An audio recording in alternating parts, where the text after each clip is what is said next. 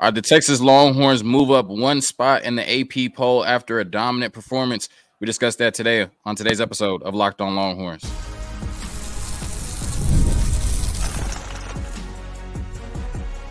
You are Locked On Longhorns, your daily podcast on the Texas Longhorns. Part of the Locked On Podcast Network, your team every day. Locked On Longhorns, the show. Jonathan Davis and Lacey Butler, your host. Today's episode of Locked On Longhorns brought to you by FanDuel. Now through September 22nd, all FanDuel customers can bet $5 and get a 3-week free trial of NFL Sunday Ticket from YouTube and YouTube TV. Visit FanDuel.com to get started. Bringing in my brother, Jeff Jones from KView Sports Director. On today's episode, once again, talking about Texas jumping up to number 3 in the AP poll, SEC Power Rankings in the second segment, and then my top 5 Heisman contenders right now after just, 2 weeks, week 0 and week 1 in the third segment. All of that and more on today's episode of Locked On Longhorns, part of the Locked On Podcast Network, your team every day. So like I said, Texas was dominant on Saturday, 52-0, beating up on Colorado State in DKR, and they were rewarded for it, moving up to number 3 in the AP poll. So now we have Georgia staying at number 1, Ohio State staying at number 2, Texas number 3, Alabama number 4, Notre Dame moving up to number 5 after beating the Aggies, Ole Miss staying at number 6, Oregon, who was at number 3, falls all the way to number 7 after only beating Idaho by 10 points. Then you got Penn State at number 8, Missouri at number 9, and it rounds out with Michigan at number 10, who Texas will be facing off against this Saturday. So, Jeff, I want to ask you once again, Jeff Jones, sports director from KView, what are your thoughts on Texas moving up one spot in the AP poll after their performance this past Saturday? I like it. It's expected after seeing what Oregon did, and I think it's an accurate representation of where they are as compared to other powerhouses across the nation. I think Texas, and I've said this for a while, I think Texas is in prime position to not just make the playoff, but to advance pretty far in this first 12-team playoff. And they just solidified that in week 1 with that stomping of Colorado State. So, yeah, number 3 sounds about right for now. Get a big win on Saturday, and, maybe somebody else stumbles in the next coming weeks, and number 3 could turn to number 2 or even something else before we know it. Right. So, rightfully so, it was, made sense for Texas to jump up just one spot, right? Georgia played Clemson, so, they're not going to go anywhere. Then Ohio State was pretty dominant against Akron. Just in terms of your eye test right now, does Texas look like the third best team in the country, or do they look a little bit higher to you? See, and I don't want to speak out of turn here. I did not watch enough of the Ohio State game to really compare those two teams side by side. Georgia in the first half of their game against Clemson really didn't impress me. Like, they didn't look like some unbeatable force of nature, some team that's been the best team in the nation for the majority of the past 3 or 4 seasons. They didn't look like that in the first half of that game to me, but in the second half, they were like, just kidding, it's still us. We're the Bulldogs, we still bite. So does Georgia deserve to be number 1? I think so, even if in week 1 on that particular Saturday, what Texas did may have impressed me more from beginning to end of that game. So your question, the eye test, does Texas look like the number 3 team? Exactly. I don't know if I have enough information to say that, but they look like a top 3 team to me. But what I will say is, and just based on kind of what you said, after watching both of these teams play this past weekend, you probably feel a little bit more confident. I know it's, a little bit down the road, but you feel a little bit more confident about that game on October 19th, because that Georgia team you saw on Saturday, you said certainly they look beatable, right? And especially with a team like Texas looked on Saturday, Texas looks like a team that could beat them at home. Yeah, definitely. And the thing about that's interesting is I don't believe anyone here in Austin thought that Georgia was unbeatable before week 1, and they definitely didn't look unbeatable in week 1. So I think now going into that game, of course, the players and coaches are going to be like, UT's going to win. But I think now the fans, instead of being like, I don't know, I think the fans are going to say, remember week 1? Yeah, we can take them. We got them. So if anything, I think it gave a little more juice to the fans who were on the fence. Yeah, I for sure definitely had the same reaction watching that first half. I was like, okay, Texas, Georgia, for sure, that's going to be a dynamite matchup. But, certainly you can make the argument that now it's underlined and highlighted, get stars all around it. Exactly. Looking at that game, I was like, oh, yeah, Texas could definitely beat Georgia, right? Like you said, people in Austin already weren't scared, and we have even less reason to be scared after what we watched this past Saturday. simply put, I think, the AP, Associated Press, they got it right, right? When you looked at what Oregon, was able to do or lack thereof, and what Texas was able to do, shutting out Colorado State 52-0. Texas was significantly more impressive than Oregon was this Saturday, and they were rightfully rewarded for it. When you look at it, I just got some, stats written down on my phone. Texas beat a FBS Colorado State team by 52 points, while Oregon beat a FCS Idaho team by only 10 points, right? Oregon had the ball in their possession for 39 minutes on Saturday, while Texas only had it for 30 minutes. So let that sink in. Oregon had the ball for 39 minutes and scored 24 points. Texas had it for 30 minutes and scored 52, right? I mean, just completely different performances from those two teams. Texas accounted for more yards on offense while allowing less yards than Oregon, while once again being on the field less on offense and being on the field more on defense. And then Texas went 8 for 15 on the money downs, right? Third and fourth down, Texas converted 53% on third and fourth down, while Oregon went 8 for 19 on third and fourth down, which is only a 42% conversion. So I was going to be upset, borderline pissed off, right? If we got the AP poll results and Oregon was still ahead of Texas, because, you're supposed to be rewarded for your performance. Even after just week one, you're supposed to be rewarded for your performance. And Texas was obviously a better team this past Saturday than Oregon was. So I thought, the AP poll, I thought they got it right, right? Like I said, Georgia still deserves to be number one. Ohio State, 52-6, I believe, against Akron. They deserve to be number two. But Texas looked like a top 3 team in the country and confirmed everything we thought about them coming into the season. Then you got Alabama. They move up a spot after beating Western Kentucky 63-0. Notre Dame at the time beat a ranked A&M team on the road in a very tough environment. I think that justifies their move from 7 up to number 5. Ole Miss beat Furman, 76-0. I don't even know where Furman is, right? You know what I mean? They beat them down, right? I think the biggest margin of victory over the weekend. So, they stay at number 6. Oregon still very talented, right? Just struggled against the Idaho team that they shouldn't have struggled against. So they moved down to number 7. I think that's fair.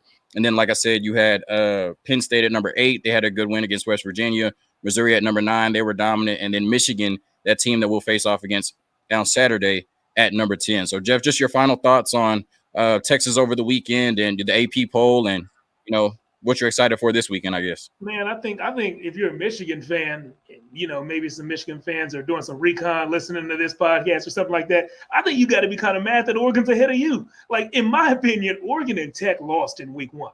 Like, you're not supposed to struggle against the teams you struggle against. Just beat Idaho by 10, go to overtime against ACU and win 51-52, Texas Tech and Abilene Christian. Come on now. And just hang on. Like, I mean, to me, those are losses. And I don't know. I don't know how far I wanted Oregon to drop, but I know if I am a top 10 team, if I'm the reigning national champs, if I lost a lot of NFL talent but still have a lot of NFL talent on my roster, and I see Oregon and what they did, and they lost, in my mind, they lost, and they're still ranked ahead of me, I'm a little frustrated at that. So, Michigan fans, if you're listening doing recon, just know that I'm sympathetic with you right now. I won't be sympathetic after Saturday, because I think we all know where my prediction is going to go with that one. But I am sympathetic with you right now.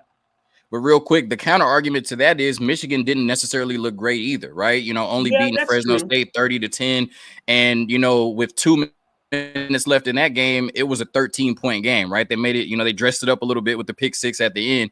But Michigan certainly struggled with, Fresno State. So, Oregon didn't look great. Michigan didn't look great. And that's why that spread has gone from, 3.5 this weekend to now Texas being favored by 7.5.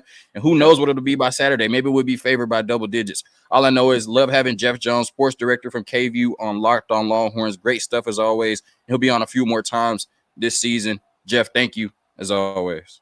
Anytime.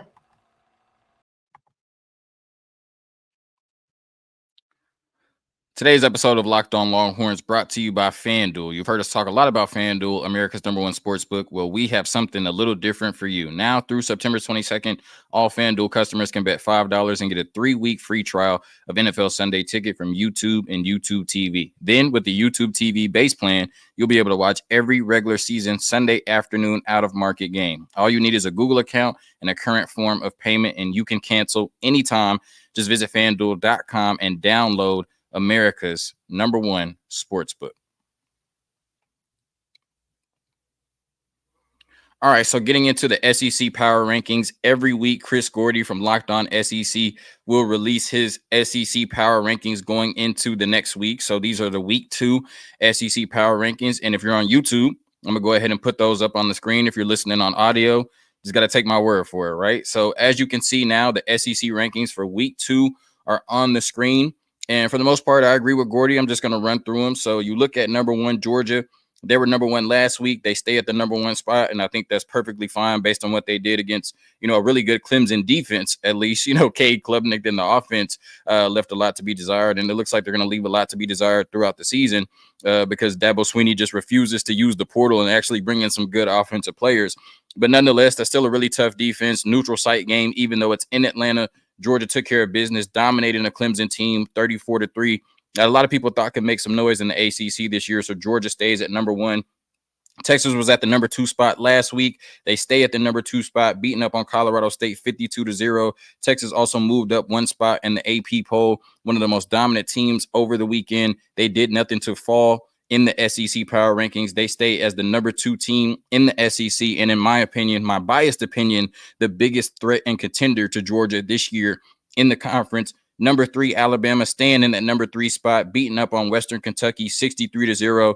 Jalen Milroe was dominant with 5 touchdowns, 200 passing yards on only 9 attempts. He went crazy over the weekend.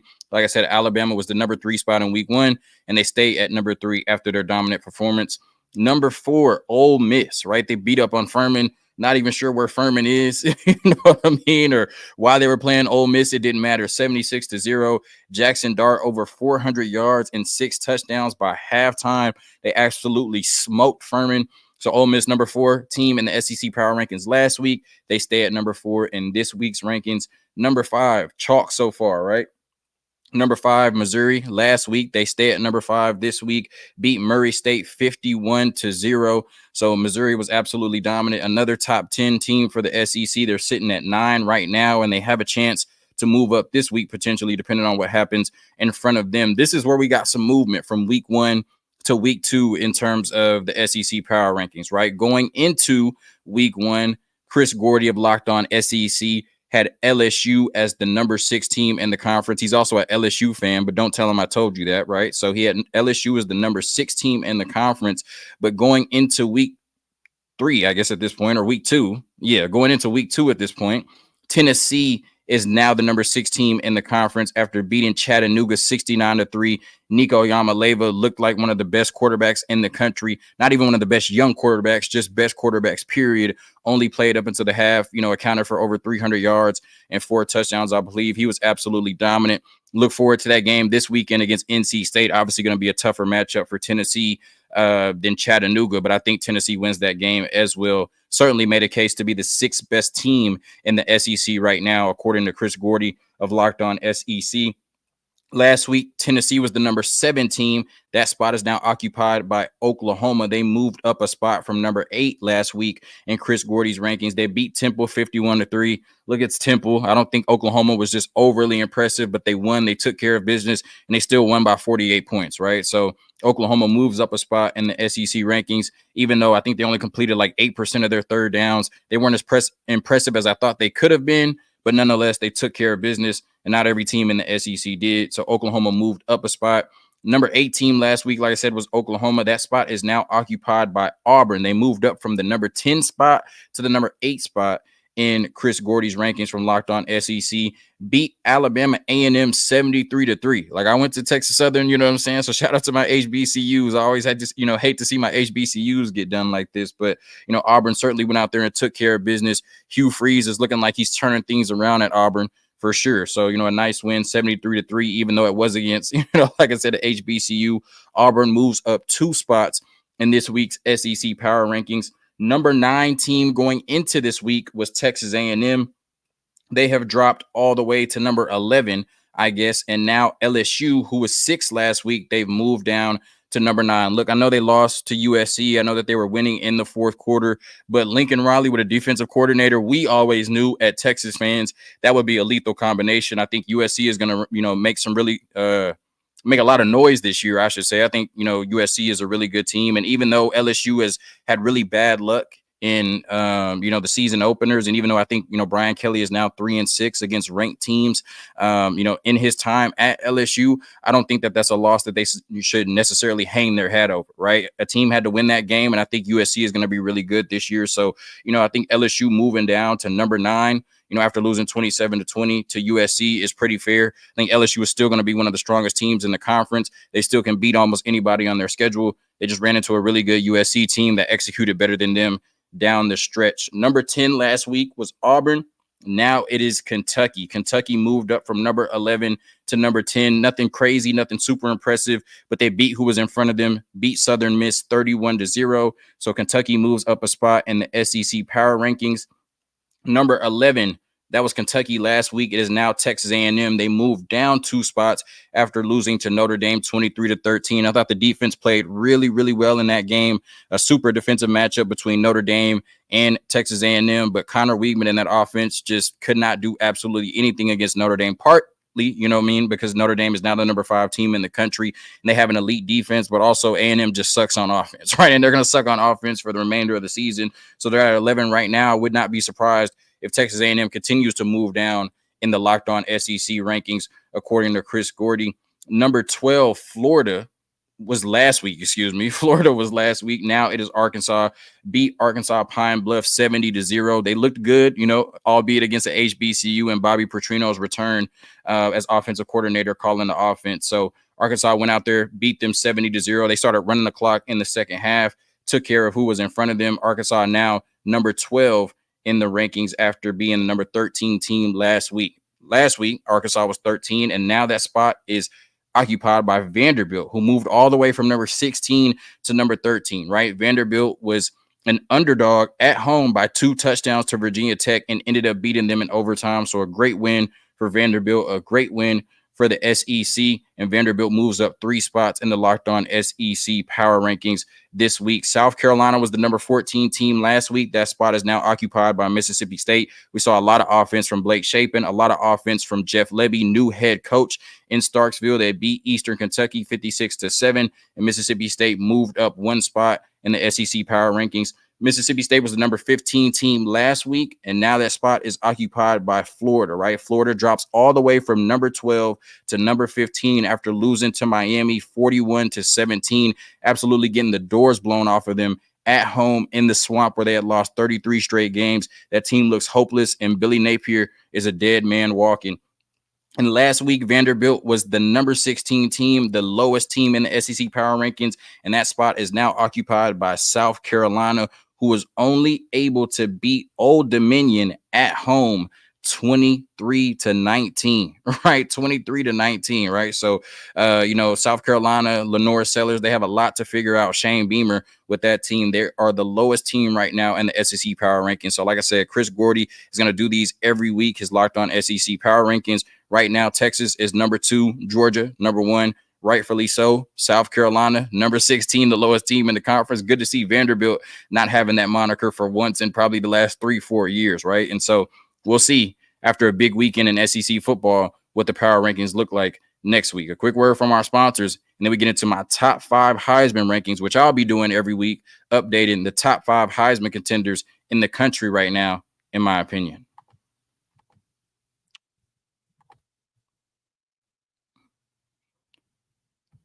Passion, drive, and patience. The formula for winning championships is also what keeps your ride or die alive. eBay Motors has everything you need to maintain your vehicle and level it up to peak performance, superchargers, roof racks, exhaust kits, LED headlights, and more. Whether you're into speed, power, or style, eBay Motors has you covered with over 122 million parts for your number 1 ride or die. You'll always find exactly what you're looking for, and with eBay Guaranteed Fit, your part is guaranteed to fit your ride every time or your money back. Because with eBay Motors, you're burning rubber, not cash. With all the parts you need at the prices you want, it's easy to make your car the MVP and bring home huge wins. Keep your ride or die alive at ebaymotors.com. Eligible items only.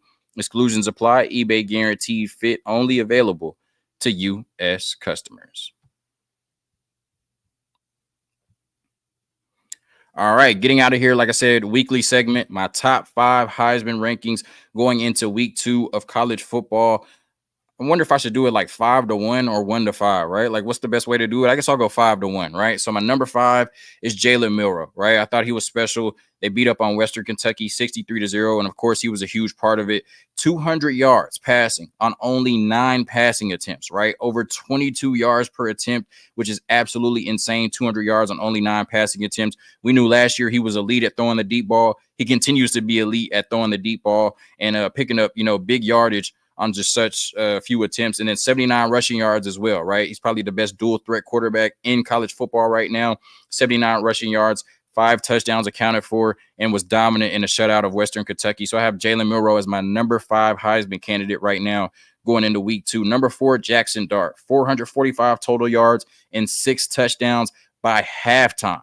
Right, 5 passing touchdowns and 1 rushing touchdown. The only reason I have him down at number 4 after that dominant performance in just 2 quarters is it was against Furman, right? And like I said, I don't even know where Furman is. I don't even know why Ole Miss is scheduling a team like Furman. But nonetheless, Jackson Dart went out there and, played who was in front of him, and he dominated. And we talk so much about, Shadur Sanders and Quinn Ewers and Carson Beck, and now Cam Ward's going to be in that conversation. When are we going to put Jackson Dart in that conversation? He was great last year, and, with wide receivers like Trey Harris, with a coach like Lane Kiffin, Jackson Dart is going to continue to put up gaudy numbers this season. He certainly is going to be one of the best quarterbacks in the draft. It's time he starts getting mentioned in that breath. He is my number 4 Heisman candidate right now going into week 2.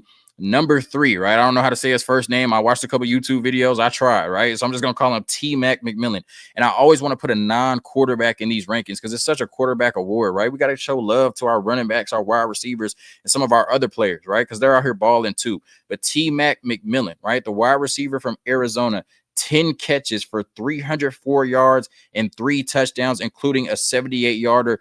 Absolutely dominant, and they needed it, right? I can't even remember who exactly they played, but they gave up 39 points. Good thing they scored 61 on offense, and a lot of that is because T-Mac McMillan, 10 catches for 304 yards and 3 touchdowns this past weekend. Maybe trying to put up a Devontae Smith 2020 season, huh? Could we see another wide receiver win the Heisman? He's certainly off to a great start. Number 2, Carson Beck. Didn't have gaudy numbers, 297 total yards and 2 touchdowns, but led his team to a 34-3 victory over a very good Clemson defense. Clemson was ranked, right? And so you give, Carson Beck that credit on beating up a better team than, Jackson Dart against Furman and Jalen Milroe against Western Kentucky. So Carson Beck, number 1 team in the country. They proved why, and he was really good in the second half. Got him as my number 2 Heisman candidate. Number 1, he's on everybody's radar after what he did in the Swamp. Just a special game from Cam Ward for Miami, putting the U back on the map and doing it in spectacular fashion. He may have killed any hope Florida had of having a decent season. They were going to have a great season, but he killed any hope they had of having a decent season from the moment he stepped into the Swamp. Just cool, calm, and collected. 418 total yards and 3 touchdowns, showing it off on the ground, showing it off with some crazy throws. And like I said, he just went in there and basically ended Billy Napier's tenure at the University of Florida. So right now, those are my top 5 Heisman candidates going into week 2. Cam Ward, Carson Beck, T-Mac McMillan, Jackson Dart, and Jalen Milroe. Thank you for tuning in to another episode of Locked On Longhorns, part of the Locked On Podcast Network, your team every day. Hook 'em. Peace.